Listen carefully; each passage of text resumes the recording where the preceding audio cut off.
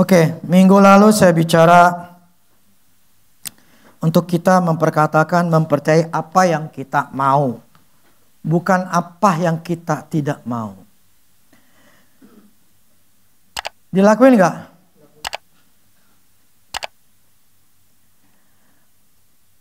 Hari ini saya bicara masalah emosi. Pikiran dan emosi itu adalah jiwa. Jiwa itu terdiri dari 5. Emosi, kehendak, imajinasi, pikiran, sama memori. Semua ini ada di otak kita. Walaupun itu tidak terlihat secara kasat mata, tetapi itu ada sel-sel di otak kita yang ada posisi sebagai emosi, sebagai yang memikir, sebagai yang menaruh tempat hard disk kita, memori. Yang 5 macam itu ada. Sel-selnya itu ada.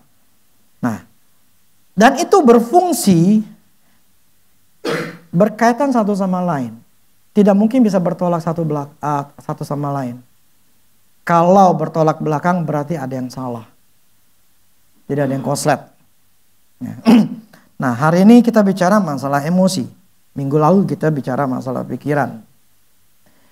Jadi emosi itu adalah sebuah reaksi atau respon terhadap suatu hal, entah itu kejadian dari apa yang kita dengar, apa yang kita lihat, apa yang kita rasakan.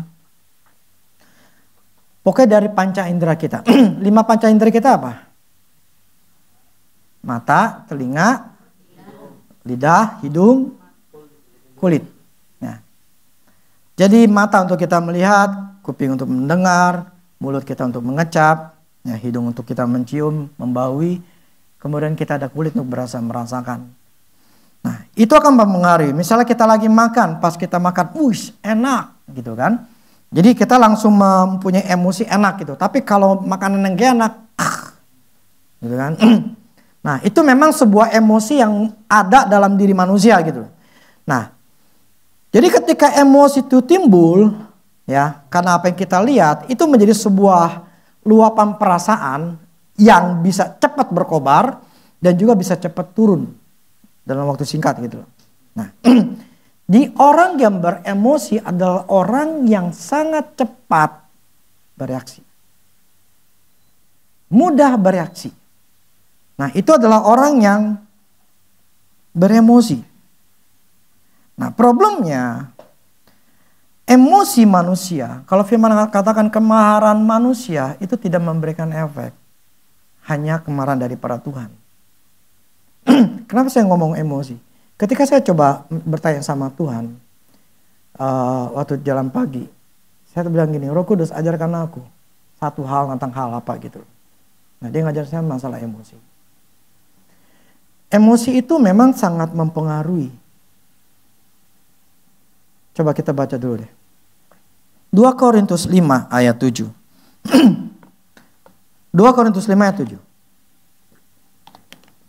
Sebab hidup kami ini adalah hidup karena percaya.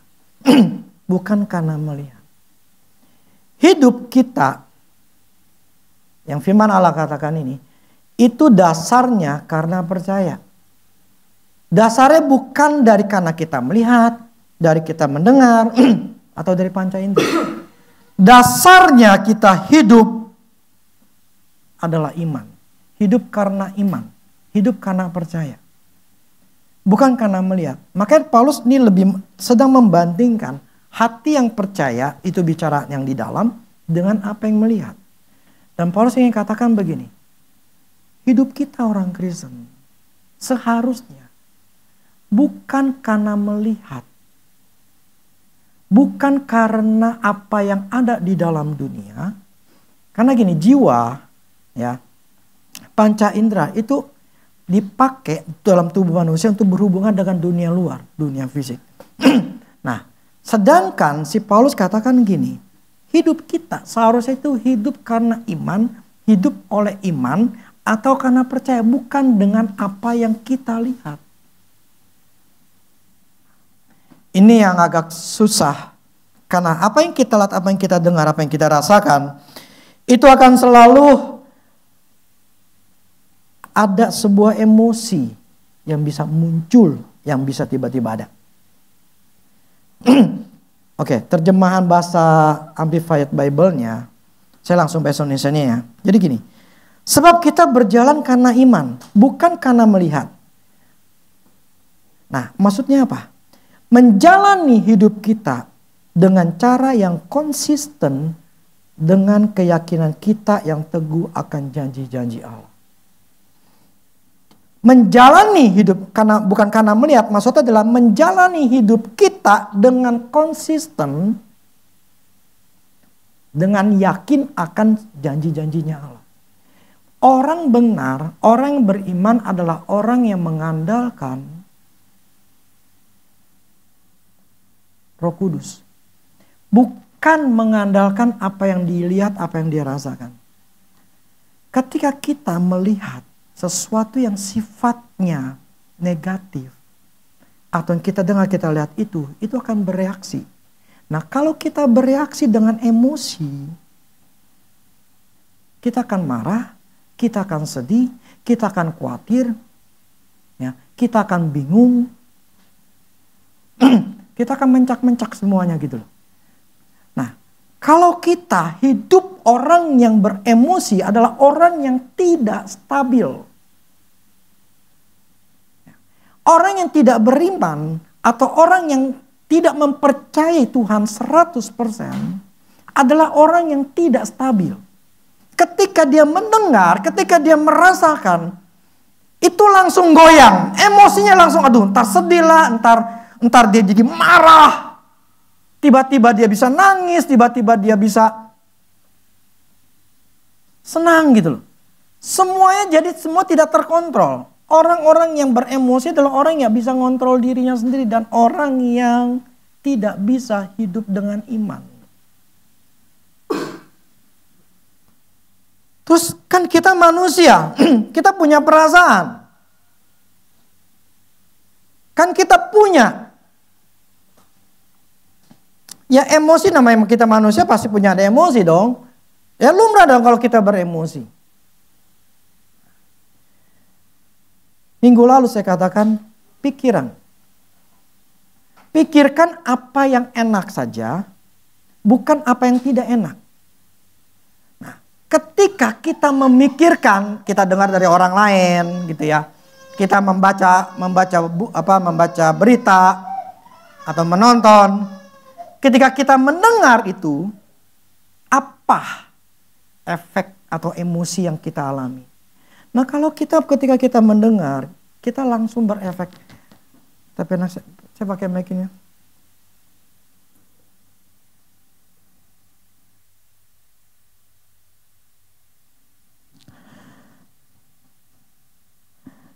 Kalau kita mendengar sesuatu hal-hal yang tidak enak, kemudian kita bereaksi.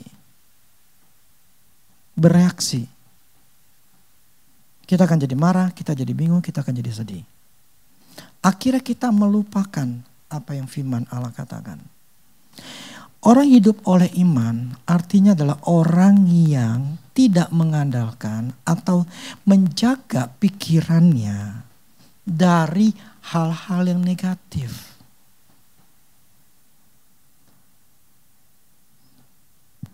Makanya kemarin saya katakan apa? Mendisiplinkan.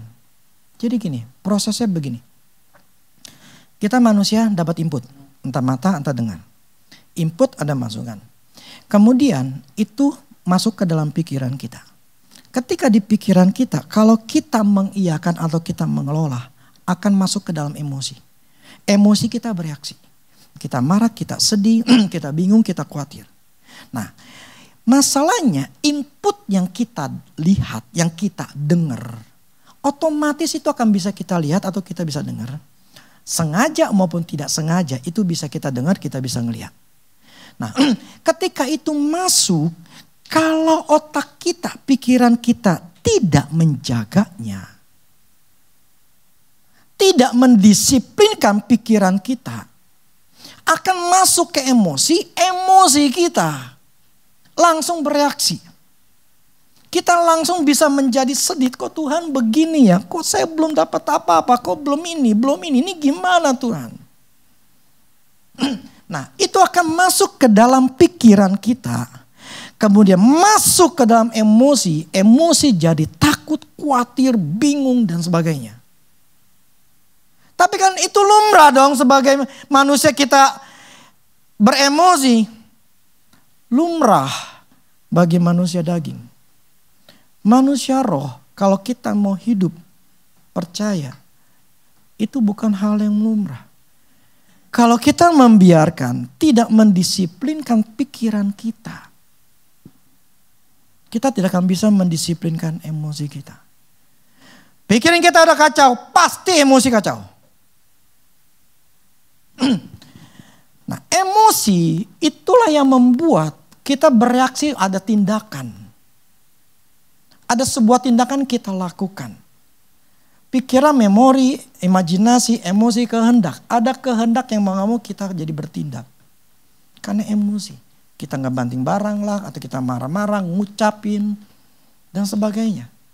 Selama kita tidak pernah bisa mengontrol pikiran kita, yang kemarin saya katakan mendisiplinkan pikiran kita, kita tidak bisa mendisiplinkan emosi kita.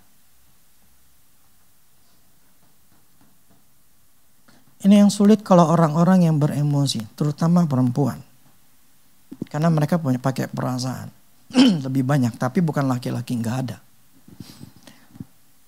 Ketika kita mengandalkan atau selalu dan selalu bereaksi,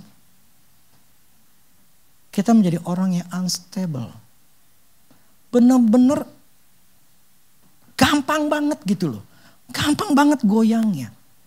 Ada apa langsung, ada dikit langsung, benar-benar nggak punya sebuah kestabilan.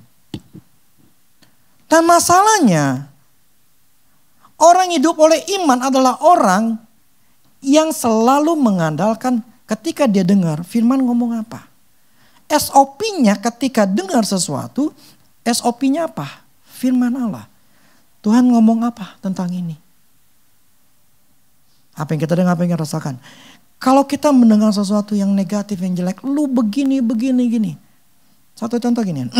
Kemarin Jesse ketika habis kebaktian, ada seorang ibu-ibu datang. Dia sambil nangis.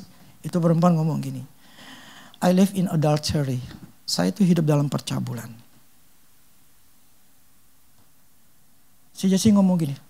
No, you are not. Enggak, kamu enggak. Nah, si perempuan itu bingung. Loh, saya ini hidup di dalam percabulan. Enggak, kamu bukan. Kamu tidak. Maksudnya apa? Ketika orang itu udah bertobat, meminta ampun kepada Tuhan, total di mata Tuhan, dia sudah bersih. Dosanya sudah diampuni. Dosanya itu sudah tidak ada, kan kalau firman katakan di jurang gitu loh, dibuang ke jurang. Artinya apa? Tidak ada dosa di dalam diri orang ketika dia percaya sama Kristus. Tetapi setan akan selalu mendakwah, mengatakan, lu gak kudus, lu pernah ngelakuin gini, lu lihat ini, begini segala macam. Nah, ketika kita mendengar seperti itu, ada ocehan orang, tinggal kita milih. Dengerin apa kata orang atau dengerin apa kata Tuhan. Firman Allah, ketika kita dengar, firman Allah mengatakan, aku sudah diampuni dosa-dosaku. Dan Tuhan sendiri pun tidak mengingat-ingat dosaku lagi. Jadi saya ini bukan. Jadi ngomong gini, you are not, kamu tuh bukan seorang pencabul. Karena kamu sudah menjadi manusia baru. Yang namanya manusia baru total tidak ada gitu loh. Ini yang banyak orang Kristen dan kita masih ketika ada hal-hal yang mencobai kita, membuat melempar pikiran kita mengiyakan, bukan melihat apa yang firman Allah katakan. SOP kita seharusnya, SOP itu standard operation procedure. Maksudnya gini, standarnya tuh apa? Standarnya kita adalah firman Tuhan. Jadi ketika kita mendengar kayak begitu, kalau dengar, kemudian kita olah, akhirnya masuk ke emosi, emosi kita akan tertekan. Emosi kita akan marah, emosi kita menjadi sedih, dan sebagainya. Kenapa? Karena kita membiarkan apa yang kita dengar, apa yang kita lihat, itu kita olah di pikiran kita. Akibat kita olah, emosi kita timbul. Orang yang hidup oleh emosi, orang itu tidak nyaman. Tidak tenang hidupnya. Enggak tenang. Sangat tidak tenang. Hatinya selalu ada kayak gimana ya. Enggak tenang.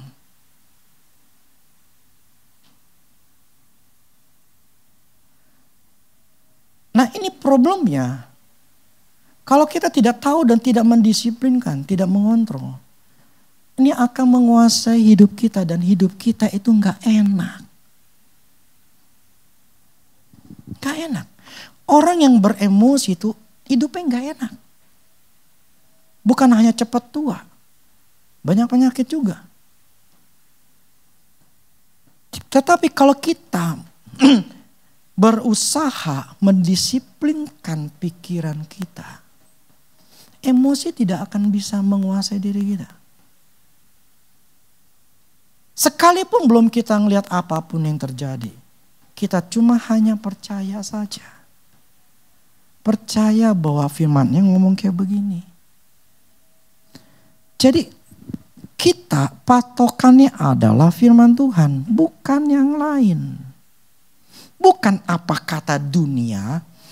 Keadaan ekonomi Indonesia berantakan misalnya, ekonomi lagi. Sebab kita bukan berdasarkan itu, tapi berdasarkan apa yang firman Allah katakan. Firman Allah katakan, Allahku kan mencukupi segala kebutuhanku. Ya udah, firmannya begitu. Allah tetap mencukupi, Allah tetap memberikan apa yang aku butuhkan, titik. Nah, tetapi ketika ada pikiran lu gimana masih butuh begini-gini, tolak itu semua. Jangan pernah masukin ke dalam pikiran kita. Langsung katakan, firman Allah ngomong seperti ini. Tapi kalau kita membiarkan pikiran itu masuk, emosi akan jadi bermain. Akibat bermain, kita akan menjadi tidak punya iman. Nah, orang yang tidak punya iman, tidak berkenan di hadapan Allah. Akhirnya gak dapat janjinya Tuhan.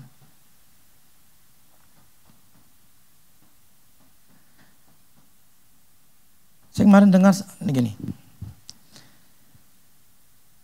Contoh si Yusuf, ya, yang dalam perjanjian lama. Yusuf itu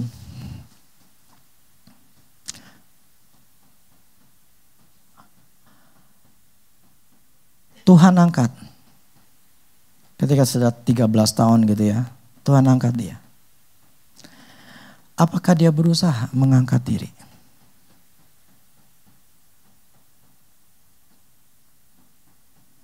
Dia masuk ke dalam di penjara. Gini, pertama jadi budak. Budak dia melayani dengan hebat sampai jadi buat ngatur ya Potifar gitu kan. Setelah itu ternyata dia dijebak, masuk penjara. Di penjara aja dia hebat. Penjara dikasih kepercayaan, kepala penjara kasih kepercayaan sama dia. Dimanapun berada si Yusuf selalu berhasil. Tapi di dalam keadaan posisi yang masih di bawah. Bukan orang bebas. Tapi satu hari Tuhan angkat dia.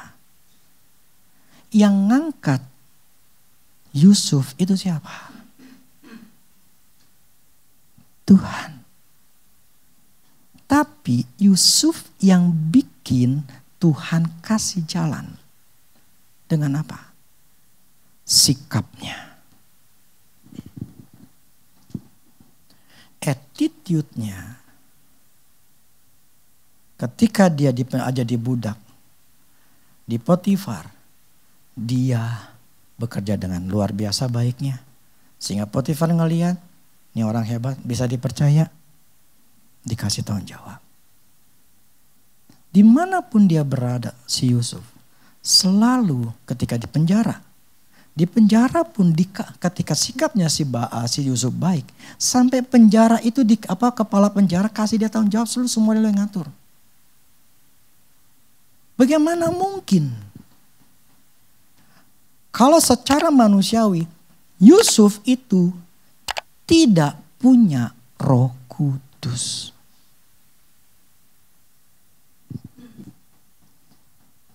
Tapi dia punya firman.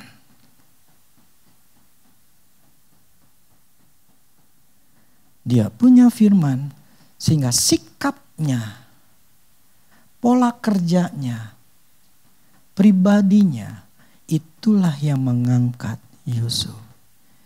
Jadi apapun kita, kalau waktunya ketika kita punya sikap yang bagus, sikap yang benar, Tuhan angkat. Pertanyaannya, punya gak sikap itu? Kalau yang ada gerutu, ngomel, khawatir, takut, mana bisa? Allah mau firman katakan gini. Rendahkanlah dirimu di hadapan Allah. Di tangan Allah yang kuat. Maka pada waktunya ia akan meninggikanmu. Ada waktunya Tuhan. Tetapi firman katakan rendahkanlah dirimu. Itu sebuah sikap. Itu sebuah perbuatan yang terlihat. Allah gak bisa ngangkat kita kalau hidup kita, pola kita adalah orang yang penuh dengan ketakutan, penuh dengan kebingungan, penuh dengan pertanyaan sama Tuhan, penuh dengan tuntutan sama Tuhan. Firman katakan rendahkanlah dirimu. Artinya apa? Kita mengakui Tuhan, Engkau yang berkuasa. Untuk kita diangkat sama Tuhan terlalu mudah. Tapi untuk bisa mencapai itu Tuhan lihat dulu, bukan lihat. Tuhan cari pintunya mana. Gimana cara gue bisa ngangkat nih orang? Apa yang dia kasih untuk gue kasih jalan, untuk gue masuk ke dalam dirinya. Itu adalah sikap kita, kepercayaan kita, perbuatan kita. Nah, kalau kita beremosi, kita ngandalkan emosi kita, apa yang kita dengar, apa yang kita rasakan, kita selalu bereaksi. Reaksinya negatif, reaksinya tertekan, reaksinya merasa tertuduh, reaksinya marah, reaksinya menjadi sedih. Kok begini Tuhan? Reaksinya tuh bertolak belakang dengan apa yang firman Allah katakan. Kita nggak buka jalannya Tuhan.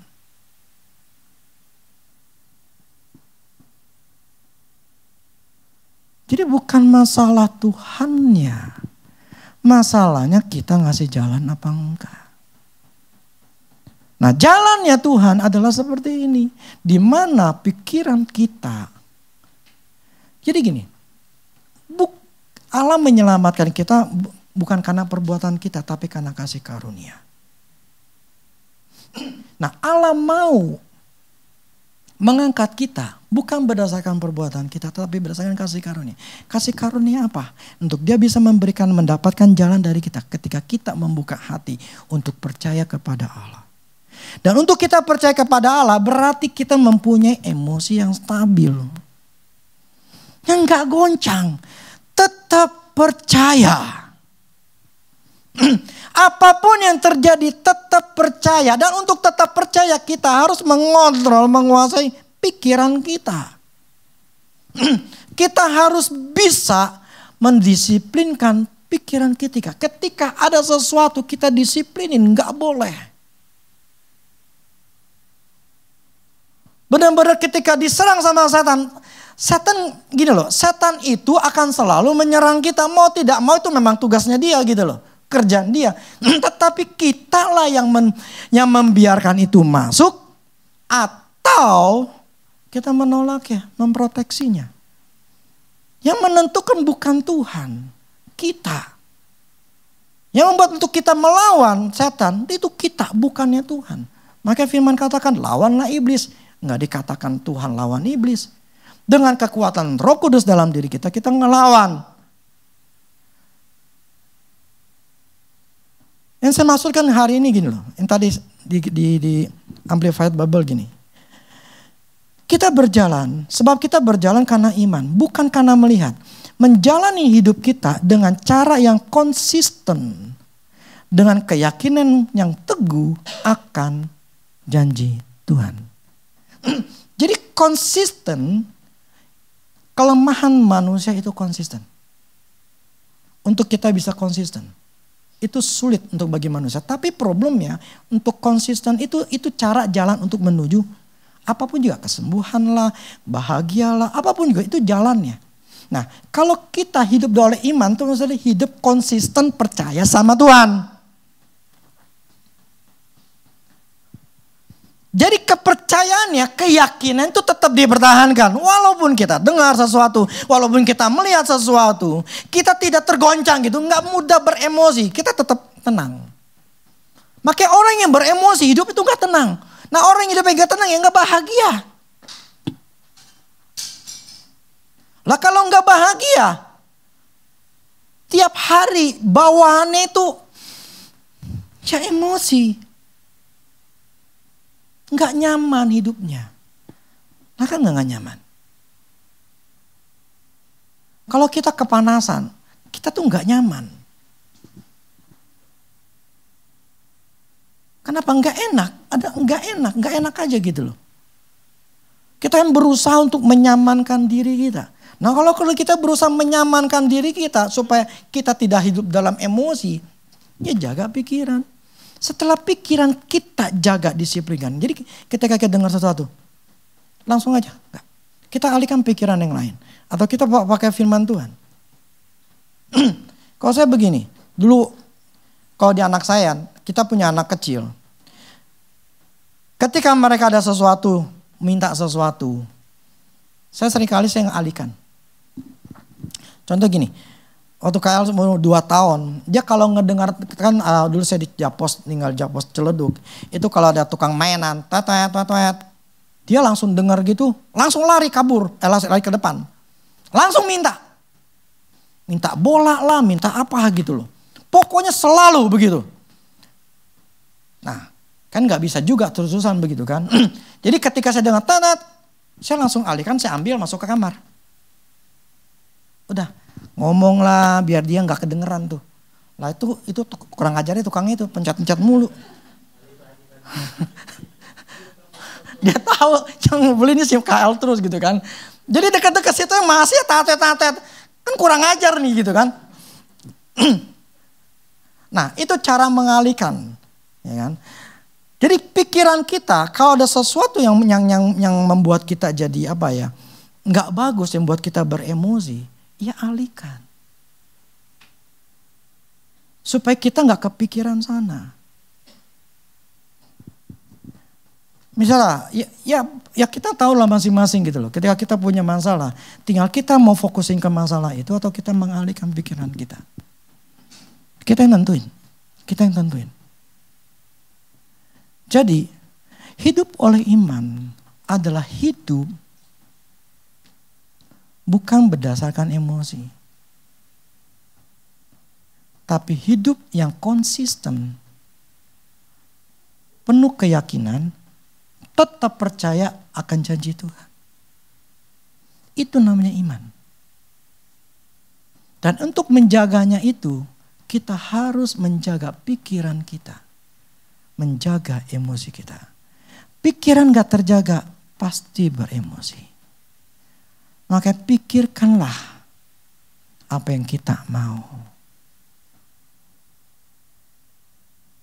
Kalau pikiran kita masalah uang lagi kejepit dan segala macam, kita cuma katakan gini. Ketika dilemparin begitu, Tuhan adalah gembalaku, takkan kekurangan aku. Yang kita pikirin adalah, siapa itu gembala? Gembala itu adalah yang selalu membawa domba-dombanya itu ke tempat yang selalu ada air, pokoknya yang tenang. Nggak ada gembala bawa dombanya kemudian menuju ke neraka, ke jurang, atau ke tempat yang kering, nggak mungkin. Jadi ketika kita membawa pikiran kita yang tadinya setan mencoba mengalihkan untuk kita menjadi fokus kepada masalah, kita alihkan pikiran kita tentang firman Tuhan. Amin. Ini mesti disiplin. Disiplin. Jadi harus jaga pikiran. Pikiran terjaga, emosi akan terjaga. Pikiran gak terjaga, emosi gak akan terjaga. Akhirnya hidup di dalam emosi. Hidup di dalam emosi itu gak enak. Benar gak sih? Gak enak. Hidup dalam emosi itu sesuatu yang sifatnya hati tuh dak-dikduk gitu loh. Hati tuh kayaknya gimana, entah sedih, khawatir, entah marah, entah bingung. Itu gak enak. Hidup kayak gitu gak enak.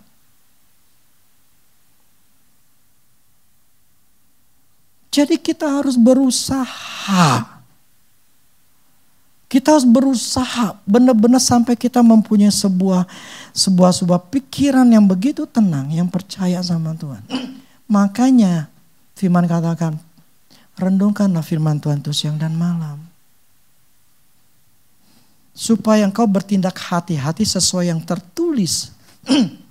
Sesuai yang tertulis. Jadi ketika ada pikiran yang tertulis, ini ngomong apa? Itu renungkan, itu yang dipikirin. Tentang firman Tuhan apa? Gitu loh. Bahwa Allah sudah mengampuni, Allah menyembuhkan aku, Allah mencukupi kebutuhanku. Itu firmannya. Renungkanlah pikirnya itu. Dan bertindak hati-hati. Artinya apa? Kita enggak menjadi orang yang gegabah. Dan akhirnya firman katakan apa? Maka engkau akan dibuat berhasil dan beruntung. Cuma menjaga pikiran kita, otak kita untuk tetap percaya itu bikin untung. Sebetulnya ya gini loh. Kebenaran ini namanya positive thinking. Itu berlaku untuk semua manusia, bukan cuma orang Kristen. Makanya mereka kenapa yang berhasil, yang itu adalah orang-orang yang positive thinking. Orang-orang yang tidak mau menyerah. Dia katakan gue bisa berhasil. Akibatnya itu bisa terbuka jalannya.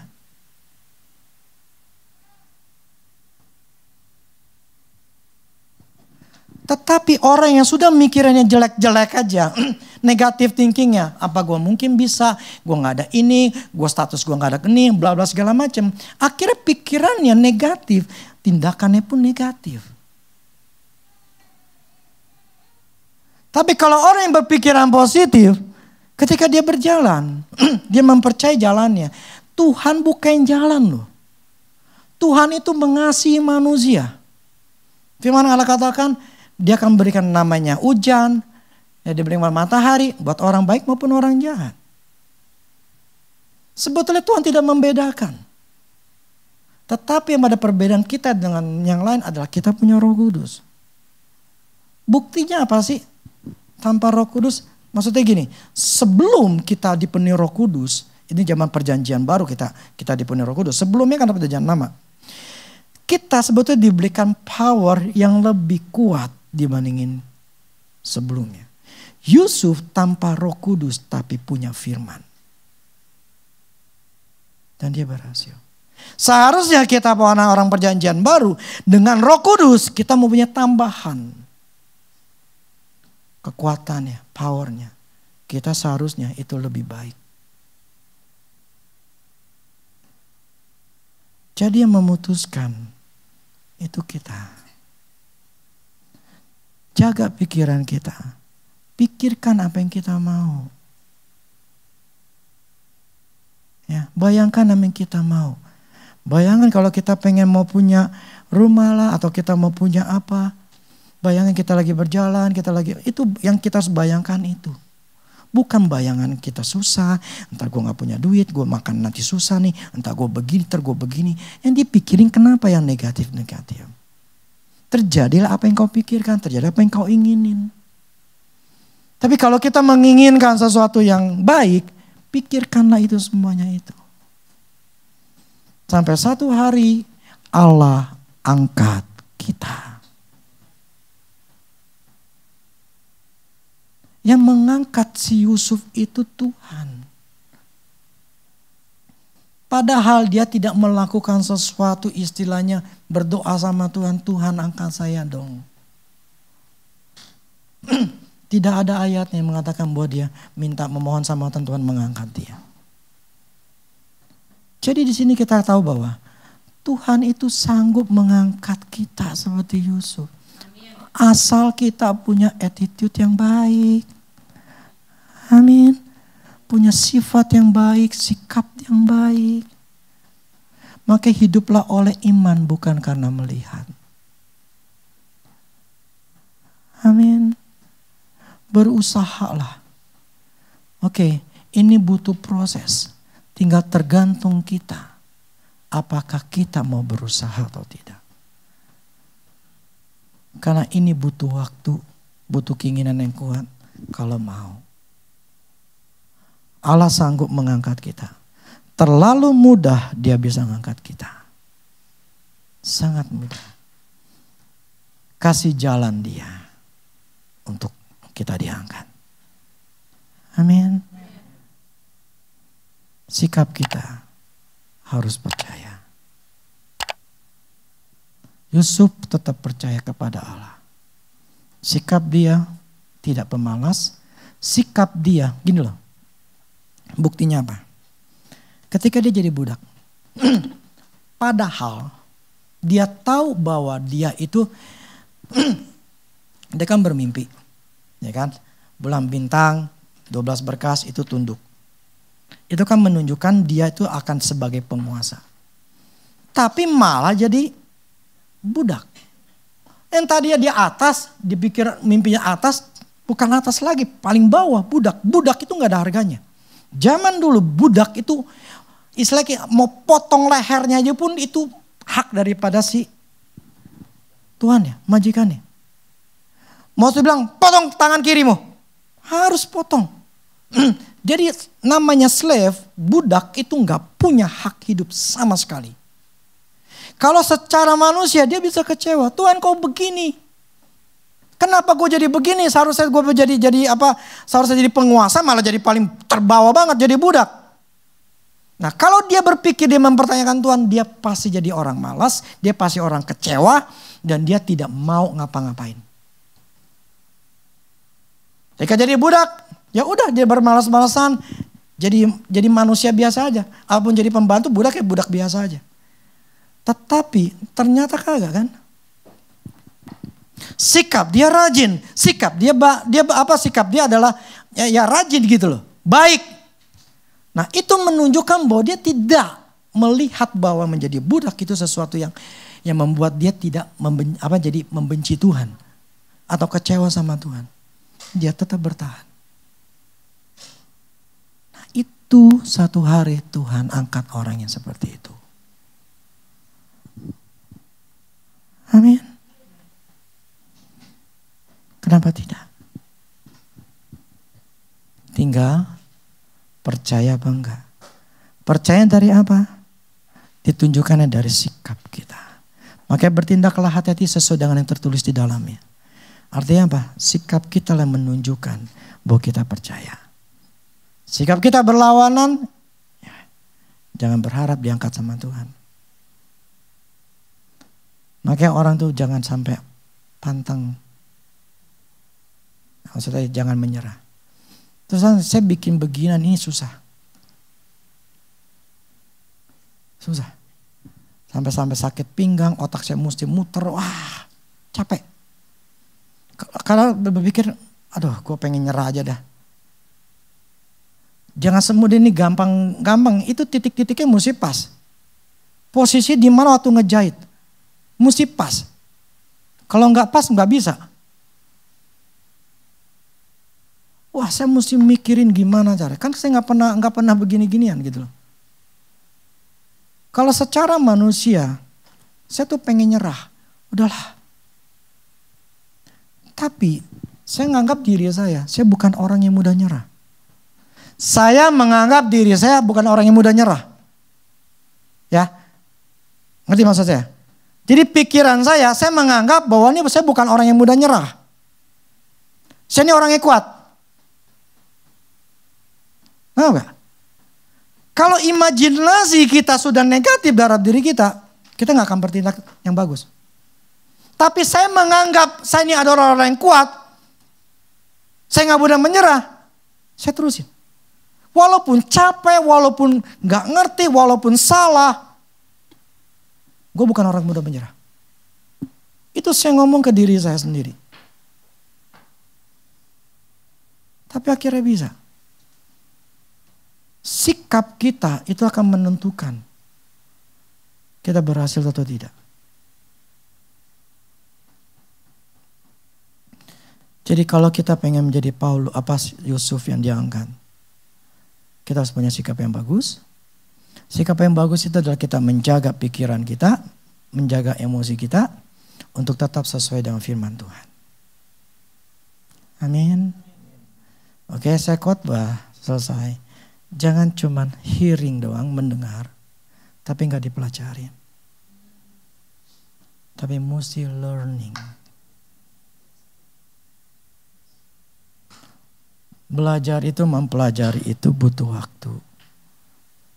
Ya, ada waktu yang kita harus spend. Yang kita mau tidak mau, gue pengen belajar ya gue spend apa ya? Mengambil waktu lah. Meluangkan waktu untuk kita belajar. Ini Tuhan ngomong sama saya masalah apa namanya emosi ini. Ini berapa? Udah mungkin 2 bulan 3 bulan yang lalu. Untuk saya pelajari. Karena memang kalau kita bisa ngontrol.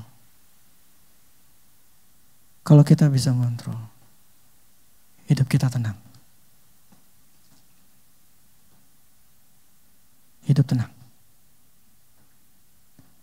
Gak ada namanya emosi. Apapun yang terjadi, pokoknya tenang. Allah itu sanggup. Allah itu ada. Allah itu berkuasa.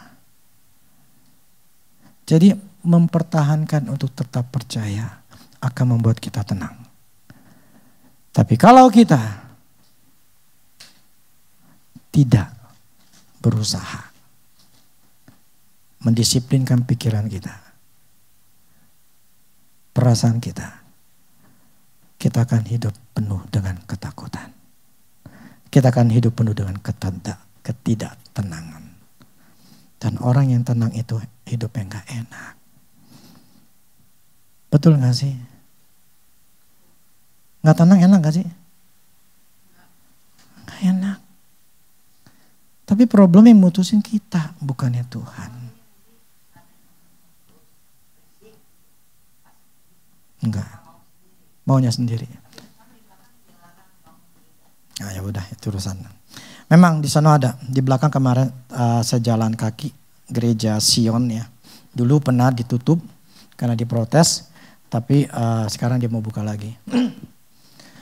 Saya pakai perdam ini karena menurut saya Tuhan suruh saya. Gitu. Dan ini cukup menghabiskan waktu saya, bikin capek. Tapi saya puas karena ini yang saya dulu tidak lakukan. Karena dulu saya gak yakin masih ada duit apa enggak.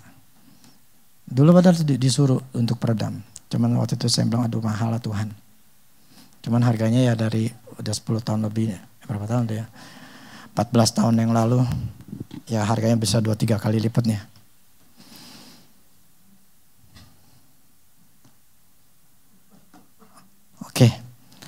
Oke, demikian firman Tuhan.